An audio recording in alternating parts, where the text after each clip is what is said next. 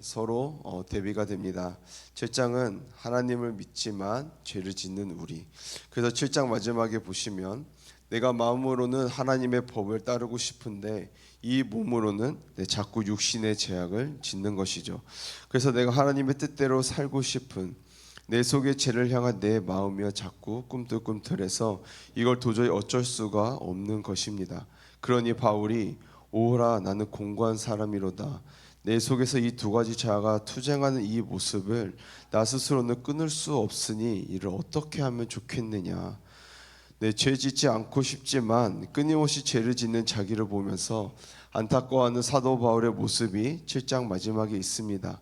또 8장에 넘어가니까 8장 앞부분 1절에 보시면 그리스도 예수 안에 있는 자에게는 결코 뭐가 없다고 합니까? 정죄함이 없다.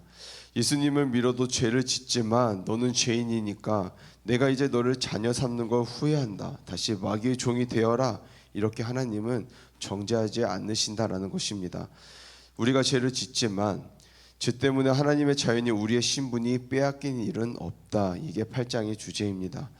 죄를 짓지만 정죄받지 않는다. 바울이 생각해 보니까요, 생각할수록 이게 은혜라는 것입니다. 하나님의 사랑이 아니면 도저히 설명할 수가 없습니다. 여러분 오늘도 새벽에 이렇게 나오셨는데요, 하나님께서 갑자기 우리에게 자 너희가 앞으로 이만큼 죄를 지으면 내가 내 자녀라는 그 자격을 박탈하겠다라고 우리가 지어야 될 죄의 양을 정해 놓으셨다면 우리가 그 죄의 양을 넘어서지 않을 사람이 누가 있겠습니까? 그래서 항상 우리가 불안할 것입니다. 그런데 하나님께서는 우리가 죄를 짓지만 너희의 죄 때문에 내가 너희의 자녀 신분에서 결코 박탈하지 않겠다라고 말씀을 하십니다. 이걸 깨달으니까요, 바울이 너무너무 기쁜 것입니다. 야, 진짜 하나님의 은혜다. 하나님의 사랑이 아니면 내가 어떻게 죄 짓는 내 모습으로 하나님 앞에 나갈 수 있겠느냐. 이렇게 죄를 죽을 수밖에 없는 나를 하나님이 구원해 주셨다니 얼마나 감사하냐. 이 감사의 찬양이 8장 전체에 들어가 있습니다. 오늘 말씀 8장 31절 말씀 함께 읽도록 하겠습니다. 시작. 그런즉 이 일에 대하여 우리가 무슨 말하리요? 만일 하나님이 우리를 위하시면 누가 우리를 대적하리요? 하나님이 우리를 대적하시면 누가 우리를 대적하리요? 여러분 믿으십니까? 이 고백은요 정말 멋진 고백입니다. 하나님이 우리를 위하시면이라고 하셨지만 정말로 하나님은 우리를 위하시는 분이십니다. 그래서 우리가 죄로 죽지 않을 수가 있게 된 것입니다. 그러니까 바울은 이렇게 말하는 것입니다. 만약에 하나님이 우리를 위하신다면, 이런 뜻이 아니라 하나님이 우리를 위하셔서 예수님을 이 세상에 보내셔서 죽기까지 나를 사랑하셨는데, 그 위대하신 하나님이 나를 사랑하시는데 누가 감히 나를 대적할 수 있겠느냐. 하나님은 우리를 정말로 사랑하신다라는 것입니다. 하나님이 나를 위하시는데 누가 우리를 대적할 수 있겠습니까? 첫 번째 우리 앞에 스크린 보시고 첫 번째 함께 읽도록 하겠습니다. 시작. 하나님은 나를 정말로 사랑하신다. 항상 우리가 힘들어도 이 고백을 할 수 있었으면 좋겠습니다. 하나님은 나를 정말로 사랑하신다. 그래서 때로 인생을 살다가 크고 어려운 일이 있어도, 내가 어떻게 할 수가 없는 일이 있어도 이렇게 막막한 마음이 들 때 이 31절 말씀을 기억하면 좋을 것 같습니다. 하나님이 나와 함께 하시는데 내가 죽을 수밖에 없는 존재를 하나님이 구원해 주셨는데, 지금도 예수님의 이름으로 기도하면 다 들으신다라고 하셨는데, 그 하나님이 나를 사랑하시는데 이 정도의 어려움은 하나님이 마음만 먹으면 다 극복할 수 있다. 이 믿음이 우리 속에 있어야 합니다. 그게 세상 사람들과 우리가 다른 점 아니겠습니까? 우리가 아무리 힘들고 어려워도 절망하지 않고, 우리가 아무리 힘들고 어려워도 좌절하지 않고, 하나님이 나와 함께 하시면 이겨낼 수 있다. 이게 하나님을 믿는 사람들의 힘인 것 같습니다. 그래서 힘들고 어려울 때마다 우리가 무슨 생각을 해야 됩니까? 과거에 하나님의 은혜가 아니면 내가 이길 수 없었던, 여러분이 경험한 그 경험을 떠올려 보면 좋을 것 같습니다. 사람은 논리로 사는 게 아닙니다. 이해로 사는 게 아닙니다. 하나님의 은혜가 아니면 살 수 없었던, 여러분만이 경험했던 그 경험, 진짜 하나님을 만나서 은혜 받았던 그 경험, 하나님께 기도했을 때 정말 충만하게 은혜를 주셨던 그 경험, 성령님께 충만함을 달라고 기도를 했는데 우리가 상상할 수도 없는 것만큼 큰 은혜를 주신 것, 그 경험을 생각해 보면 좋을 것 같습니다. 하나님이 이렇게 나를 사랑하시는데 내가 이 문제 앞에 좌절할 수 없지, 이 마음만 생기면 하나님께서 그 어떤 어려움도 극복하게 하실 줄 믿습니다. 네, 여러분, 내가 나 된 것은 하나님의 은혜로 된 것이다. 네, 이게 바울의 고백 아닙니까? 이 고백을 진실하게 할 수 있으면 우리 인생의 그 어떤 어려움도 이겨낼 수가 있습니다. 네, 32절 말씀 보시겠습니다. 자기 아들을 아끼지 아니하시고 우리 모든 사람을 위하여 내주신 이가 어찌 그 아들과 함께 모든 것을 우리에게 주시지 아니하겠느냐. 네, 32절은 아주 쉬운 것 같지만 정말 힘이 되는 말씀입니다. 하나님께서 자기 아들 예수님을 아끼지 아니하시고 나를 위해서 내주셨는데 다른 것 우리에게 어떻게 안 주시겠느냐. 네, 이런 말씀입니다.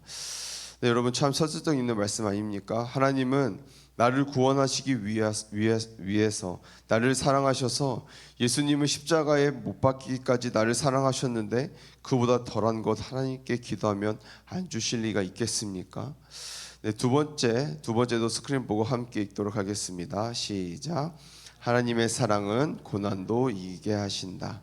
네, 35절 말씀도 함께 읽겠습니다. 시작. 누가 우리를 그리스도의 사랑에서 끊으리요? 환난이나 곤노나 박해나 기근이나 적신이나 위험이나 칼이랴. 네, 그 누구도 그 무엇도 그리스도의 사랑에서 우리를 끊을 수가 없습니다.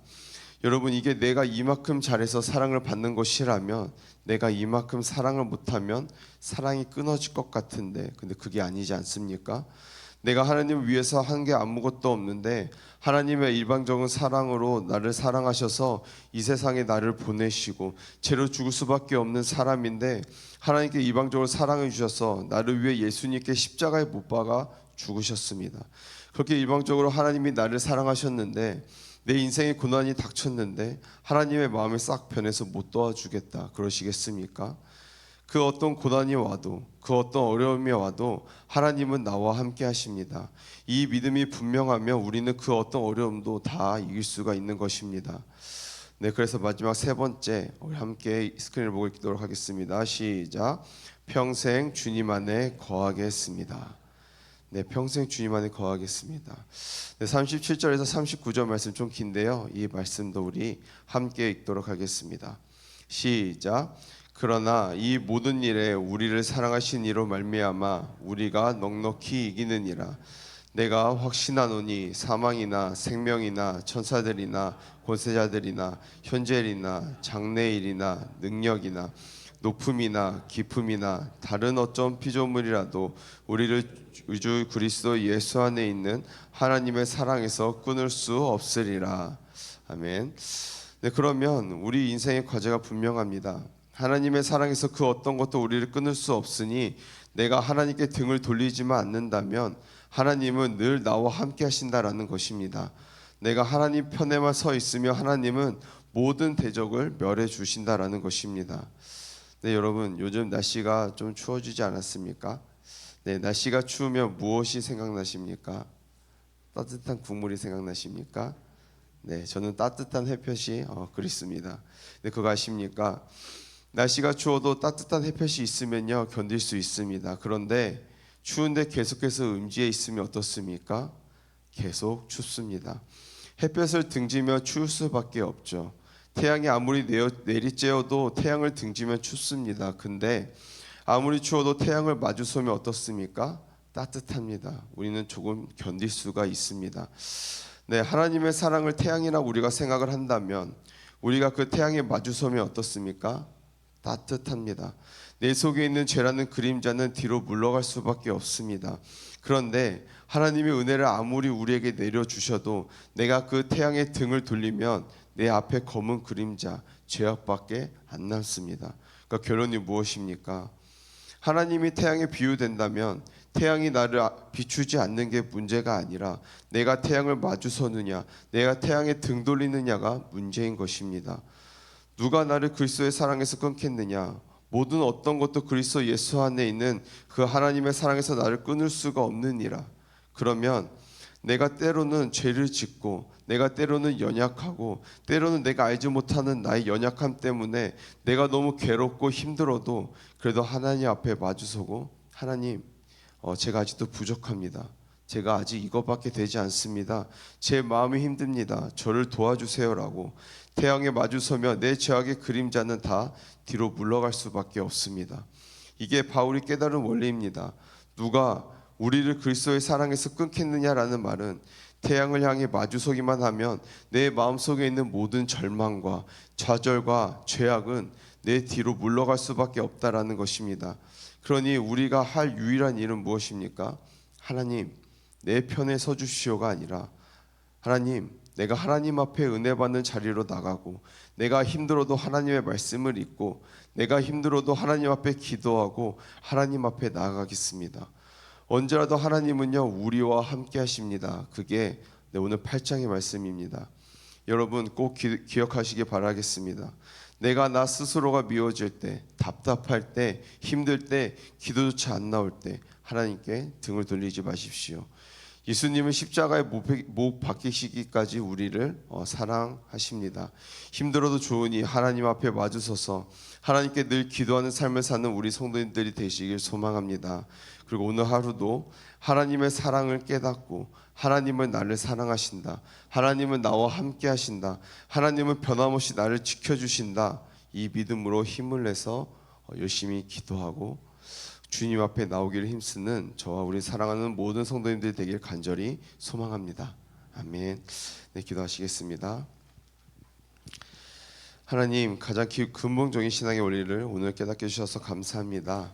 하나님은 그 어떤 순간에도 나를 포기하지 않으시고 사랑하시는 분임을 꼭 기억하게 하시고 때로 내 인생에 고난이 와도 내가 죽을 수밖에 없는 존재인데 나를 사랑하신 주님은 그 고난 속에서 내가 연약해도 주님의 이름만 부르면 나를 도와주시는 분인 줄 알고 평생 주님 편에 서서 주님 사랑 안에만 거하는 우리 모두가 되게 도와주시옵소서. 예수님의 이름으로 기도드립니다. 아멘. 주기도문 하시겠습니다.